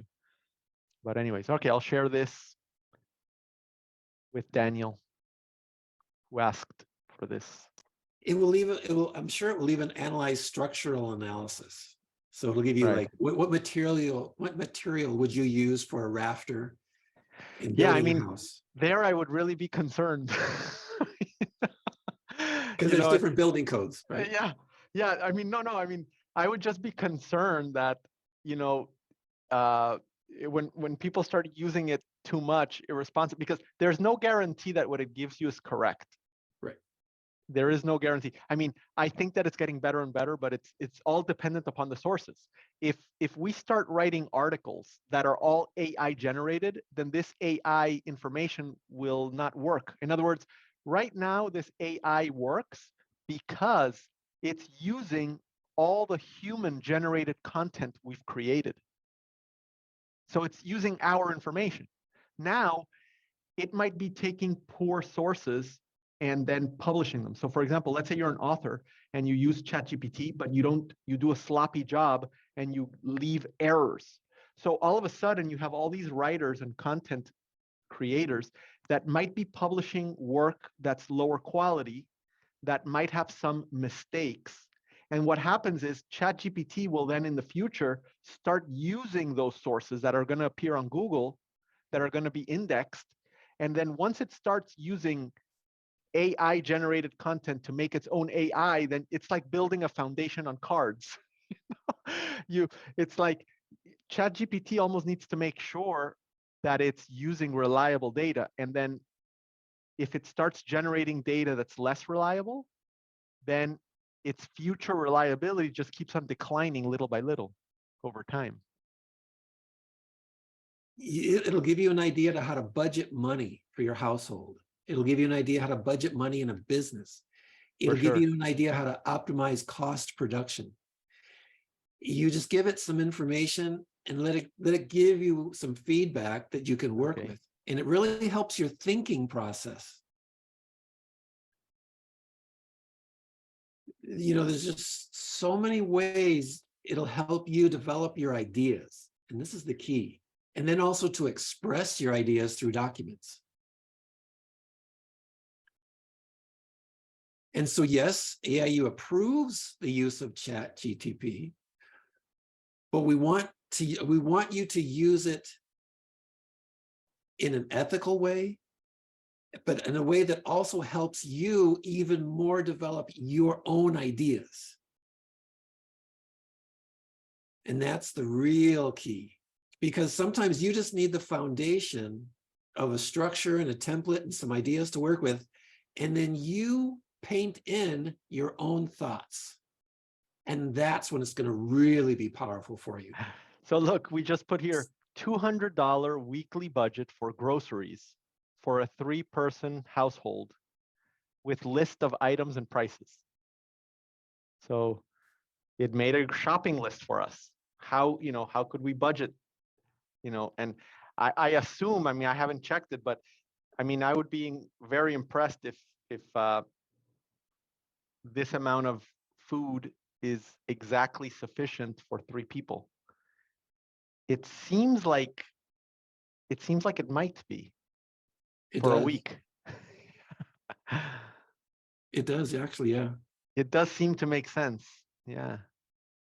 Wow. If you're combining the bread, the rice, and the pasta and oatmeal, yeah.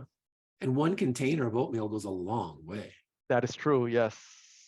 Now here's saying chicken breast, 4 chicken breasts, $10. Yeah, that's possible. 1 pound of beef. I don't know what type of beef that is for $4. but maybe. Sometimes meat can be like $8, but yeah, it's possible. I think ground meat, ground beef. Okay, eggs. A But dozen eggs is $7. So what it's that's, doing is actually giving them a healthier diet by oh, that would, lowering the meat and increasing the vegetables and fruit. that's true. Yeah, due to cost. Now, incredibly, this is only $60. So apparently we can save the other $140. What? So I don't know. I'm going, my wife and I, the next time we go to the grocery store, we're going to bring Chat GPT with us because we're going to save some money. We're spending too much on groceries. So, You know, it's true. If you're studying nutrition and you want to develop some recipes, you could ask GTP, develop a vegan recipe for a egg sandwich, something like that. And it will help you develop recipes for your nutritional consultations. correct. And you can even give it the ingredients that you want to include in a recipe. And then it will put together the recipe and say, okay, this is how you're going to have to cook it. Correct. It's, you can see the possibilities here. We can't see all of the possibilities yet for this new tool. Yes, we're actually thinking for the graduation coming up this month. We're thinking. I mean, it's kind of a surprise, but you know, if you're going to the graduation, don't tell anybody. You'll get to hear the idea. But what we're planning to do is we're planning to have like an announcement that's going to be kind of on screen. So someone's going to present like a statement, like a greeting, let's say a greeting or a salutation. And we're not going to reveal until after the salutation that both the person who delivered it and the words were generated by artificial intelligence.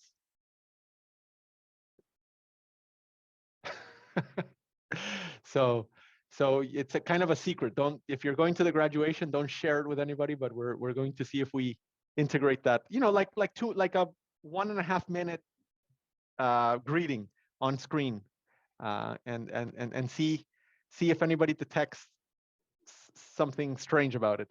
I went on YouTube and I was looking up a video on how to tell a story. So I opened up this one video and the guy went off for like 3 minutes talking about how to develop a story. And at the end of the 3 minutes, he says, you probably didn't know this, but everything I just said was generated by Chat GPT. And I was like, it sounded beautiful. Yes. Yes. That's right. That's right. Any content, any person who's generating content is now able to make more content, more high quality content, more frequently. And it's unbelievable. I mean, if you have like a YouTube channel or a social media post or a blog, you know, instead of posting what you normally post, you can really enhance what you're posting and save a lot of time. Bonita? And we'll wrap up with that. Hello? Hi, Bonita. Hello. Can you hear me? Yes, perfectly. Okay, I'm Bonita Burnett, and I wanted to ask a question about the GPT, that new artificial intelligence. Correct. I'm thinking of writing a cookbook during my process, my program, not for the program, just for myself. Now, in the event I use this artificial Intelligence. And I say generate a recipe for, as the other doctor said, for egg sandwich, for example, or a veggie sandwich. Can I use those recipe in my book and it would still be I would say that you would only do that if you've tried the recipes yourself. In other words, you wouldn't want to make a recipe book without trying the recipes first, right? yes, right. Oh, yes. That's Now, true. That's true. what you can do, Bonita, is if you have a few recipes and you want to write a recipe book, the Chat GPT can do the whole writing for you. So in other words, you know, you can say, okay, write an introduction for writing an egg salad, you know, for a recipe book for an egg salad. So it'll write for you like the paragraph about the egg salad, and then you put the, you know, the list of ingredients. Okay. You know, Okay, so I got in it. other words, yeah, it can help you put it together.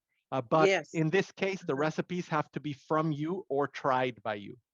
Okay. This is a okay. great example because Chat Correct. GPT will, it'll give you a certain recipe, and then you'll think, you know, this needs less salt, and maybe I'm going to throw in a couple of extra herbs and then just add in a couple of extra herbs and make it your own. But it gives you the Yeah. basic recipe, and then you make it special. Nice. Thank you, Bonita. That's an interesting idea. Yes, and many people have been writing books using Chat GPT. They just have to use it in a way that you can guarantee the quality of the content. That's all. Okay. Thank you. My pleasure. Thank you. Okay, I want to summarize. We started talking about the modern thesis today at the beginning of this presentation. Is a modern thesis is like 15 to 30 pages, 3,000 words, 5 to 50 references. And so you don't need to write these long theses like you used to. And also we talked about the time it takes you to complete a degree. You can complete the degree quickly, or as a number of years, you control the time for the purposes you need to. But as you can see, it does not take a long time to do the research and present your documents. It takes a lot less time nowadays than it did 50 years ago, or even 30 years ago. And the educational systems are getting heavily criticized right now because they're taking too long. They're making students choose courses they don't want. The students end up forgetting most of what they learned. Well, And not that's why only forgetting, but AIU the is so same- powerful. That's why AIU is so powerful, is because we make your education more efficient to develop the tools you need quickly for what you need to learn and move on. It doesn't take 2 years to write a thesis like it used to. It can take a month because of the internet and all these new tools and these new formats for a shorter modern thesis. Yeah, I'd just like to add that ideally for your thesis at AIU, we want to be thinking of something that can contribute to not only yourself, your family, your community, maybe even the UNESCO 2030 goals. In other words, the thesis, the dissertation that you do, your final project, has to be something that you're passionate about, something that you love, something that you want to bring to the world that's new, a change, a solution to a problem. So instead of making it an academic exercise, make it your passion, make it the change you want to see in the world, because then it won't matter if it takes a month or if it takes a year. You're going to be doing it because you want to do it, because it's something that you've wanted to do all your life. And guess what? Now you have the opportunity to do it. And in addition, get credit for it academically. So ideally for your thesis, the hardest part is just the proposal of what you want to accomplish with it. The goal shouldn't be to meet the academic requirement. The goal has to be something that you want to contribute to the world, either a sustainable project, an improvement in your community, an improvement in your company, in your department. You know, it could be something you've never had the time or the focus to get started, and now's your opportunity. At AIU, you have the opportunity to develop this as part of your program and as part of your final your thesis. Acacio, do you have something to add, please? Yes. Oh, thank you. My last question is to get the result to get the result from that application. It depends on the interference and communications. For example, if the speed is no good, No. results. No, don't worry, Isn't- because if you have a bad internet connection, it doesn't affect it because Chat GTP is getting your input, which is only a few lines of text, you know, or a sentence or a paragraph. So that it doesn't matter if that takes 10 seconds or 1 second, as you know, it'll get it. And then Chat GPT is running all over the world.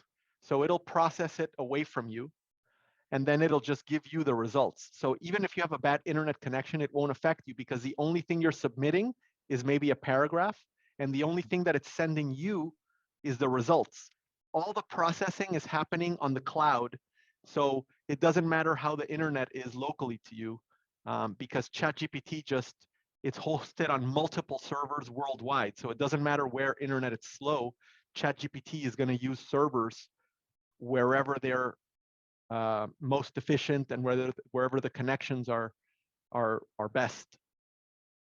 Okay, thank you. You're welcome. Whew. This has been a powerful presentation. Everybody, you know what to do now. Use artificial intelligence to be more productive in your education, in your work, and in everything.